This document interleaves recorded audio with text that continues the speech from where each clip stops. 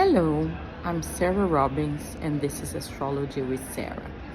I just came back from an amazing trip to Paris where I could meet a lot of my suppliers.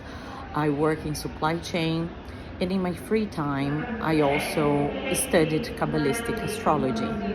And today I'm going to talk a little bit about what happened on my trip back from Paris to London and the amazing people that I met and how astrology then became a thing.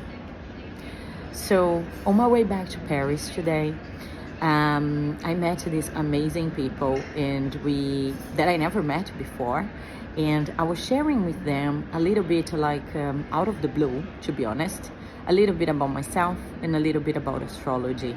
And we started to talk about how things that are outside of our control can really impact our lives, and what is really the meaning of astrology and how we can make that something that we can use, right?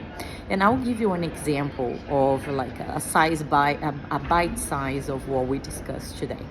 So for example, if you are a Cancer person, if you were born in the months of June, end of May, June, you're probably from the star sign of Cancer, the traditional star sign of Cancer. And Cancer is the sign of emotion.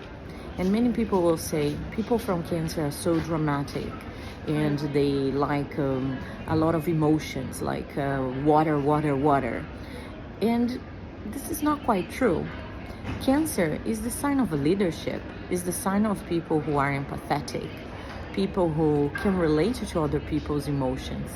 If you want to deliver a tough message, count on your Cancerian, your fellow Cancerian, to help you with that, because they will probably have a more empathetic view of what that message could look like.